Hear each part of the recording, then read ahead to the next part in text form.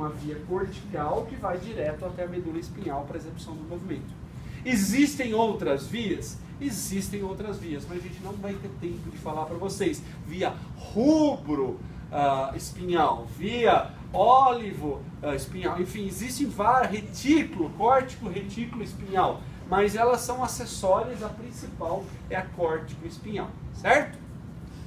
Seguindo o jogo ainda, pessoal, lá na medula espinhal, é muito interessante que, tal como no córtex cerebral, existe mais ou menos uma orientação dos motoneurônios que eles dependem, se são motoneurônios do tronco, eles estão mais relacionados na parte medial da medula.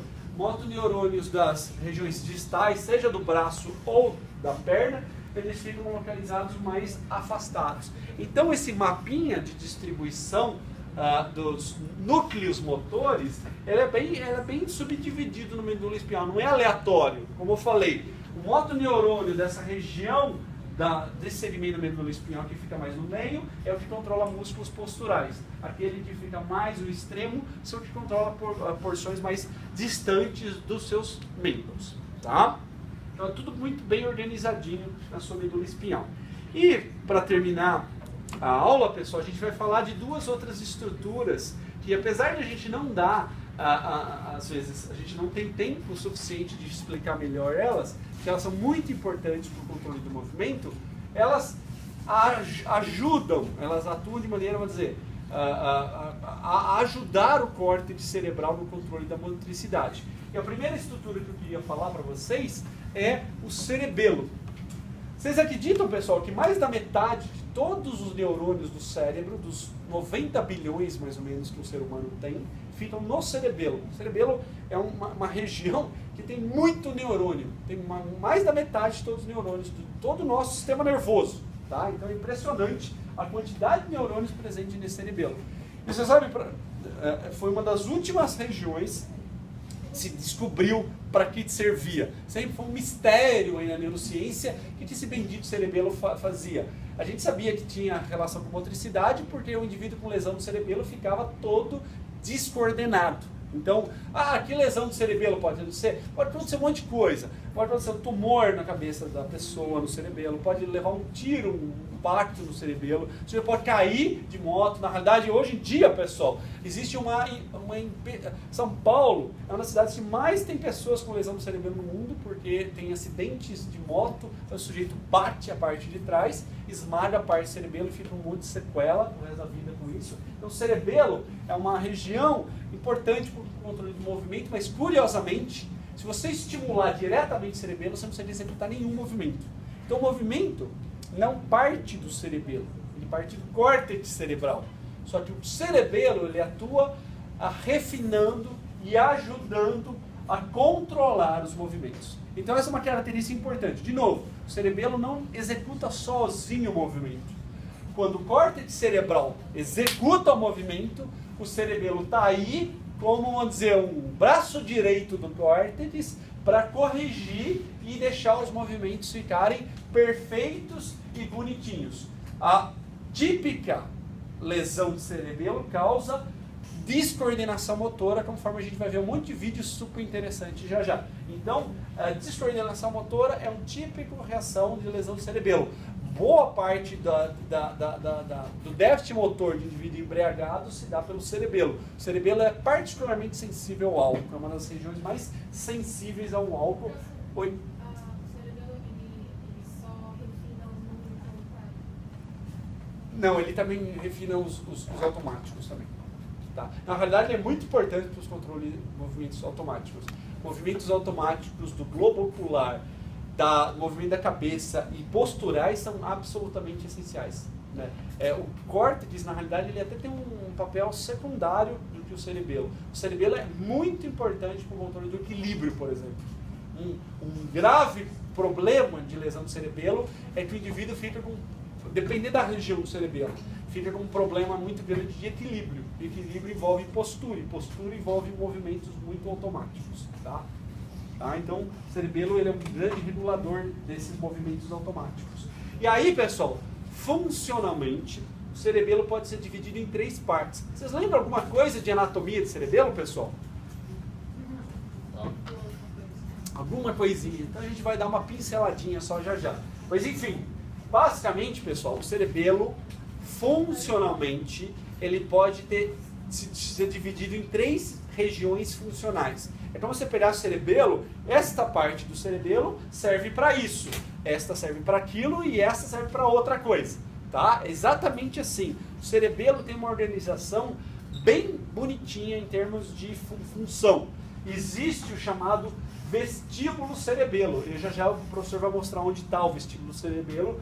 Essa região, olha só, recebe informações sensoriais da onde? Do seu sistema vestibular.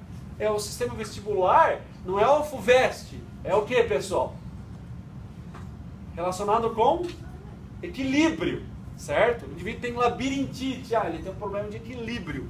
E na realidade é justamente essas informações de equilíbrio as principais informações que alimentam o vestíbulo cerebelo, e a partir dessas informações o cerebelo pode controlar os movimentos da cabeça, os movimentos posturais e os movimentos dos olhos. Gente, não tenho nenhuma cadeira que roda aqui, mas seria muito legal fazer com vocês. Você pode fazer com o priminho e tudo mais. Já viram? Vocês já puseram alguém para rodar e de repente parar abruptamente e o que acontece com o globo ocular dele? Nunca viram? Então perdem uma cobaia na vida de vocês, não agora, tá? Em algum momento e façam, é muito legal. Mas cuidado para não jogar o cara vomitar em você. Então tomando essas precauções, tem que deixar o cara aí uns 15, 20 segundos rodando. Quanto mais rápido, melhor. Na hora que a pessoa parar, você segura a cabeça do fulano e pede para ele com o olho aberto. Você vai ver que o olho dele, ele vai fazer um movimento, assim, não é devagar, mas é um movimento um pouquinho mais lento, e ele atinge como se fosse o fim e ele rapidamente volta. Sabe que nem máquina de escrever? Você digita, de repente, o olho dele vai ficar fazendo isso várias vezes, até que o equilíbrio dele volte ao normal. Então o que isso representa? Que quando você rodou ele, você bagunçou o sistema vestibular, o equilíbrio dele, e essa forte alteração do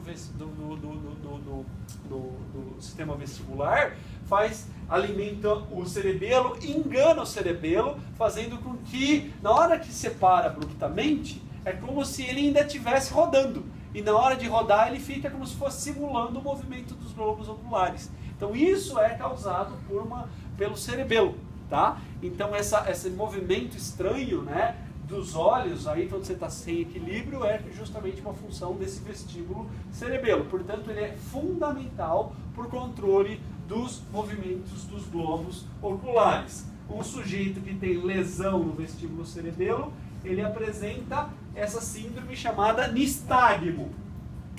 Preste atenção no olho da pessoa. Tá vendo? Já vai ficar mais fácil ver. Olha lá o olho tremendo. Tá vendo? Ó? É como se ele tivesse com tontura. Então olha só o tremor do olho deles. Então esse cara tem alguma lesão no cerebelo, algum distúrbio no cerebelo, principalmente no vestíbulo cerebelo, porque ele não consegue regular apropriadamente os movimentos dos globos oculares. Tá? Bizarro, né, pessoal? Ele está o tempo inteiro? O tempo inteiro. Ele tem dor de cabeça? Não sei, pessoal. Mas não deve ser agradável, né? Na verdade, o que mais atrapalha, ele acostuma um pouco com o negócio, a pessoa apresenta muita tontura quando tem movimentos abruptos, tipo deitar, levantar, então dependendo da mudança postural é muito desagradável nele, mas o maior problema desse caso é problema visual. Ele não consegue focar, se ele não consegue focar, ele não consegue ver. Então uma pessoa dessa, na realidade, enxerga tudo embaçado. Então pensa, é devastador numa vida de uma pessoa, né? Porque você passa a não poder enxergar as coisas direito porque seu globo ocular não para quieto. Tá? Então causa um problema gravíssimo de visão na pessoa. Tá? Então, pessoal, isso é a função do vestíbulo cerebelo. Lá no cerebelo, você tem, pessoal, uma outra parte chamada espino cerebelo. Espino cerebelo, pessoal, ele recebe informações sensoriais agora da medula espinhal. Adivinha que informações sensoriais da medula espinhal? Dos fusos neuromusculares, dos órgãos proprioceptivos. Então, o vestíbulo, o espinocerebelo, ele regula, como está aqui, a sinergia dos movimentos, que em última instância, ele controla os movimentos. Ele faz com que o movimento aconteça de maneira adequada. Problemas do espinocerebelo, adivinham, causam descoordenação motora grave. Então, aquele sujeito embriagado que derruba as coisas, tá, aquela descoordenação, é um exemplo de uma perda de função do espinocerebelo. Tá? Então, de novo, por que o cerebelo faz isso? Porque ele compara, olha só, pessoal, ele compara aquilo que você quer fazer, que é a ordem do córtex. Então, lá no espino, deixa eu ver se eu tenho um esqueminha disso, já volto aqui. Não, não tem. Ele compara aquilo que você quer fazer com aquilo que você está fazendo de fato. Como que ele sabe o que você está fazendo? Porque os fusos neuromusculares avisam ele. Então, é como se esse centro, se a gente voltar um pouquinho na aula de hoje, é importante voltar para vocês terem ideia. Esse centro que compara o que você quer e o que você quer veio do córtex, então o espinocerebelo recebe a informação do córtex e recebe a informação sensorial dos seus fusos. E baseado nessa informação ele decide, algum movimento deve ser corrigido, e se o movimento precisa ser corrigido, lá é o cerebelo que corrige esse movimento. Então, de novo, sem essa correção que acontece muito rapidamente, você tem movimentos descoordenados. Eu já vou pular aqui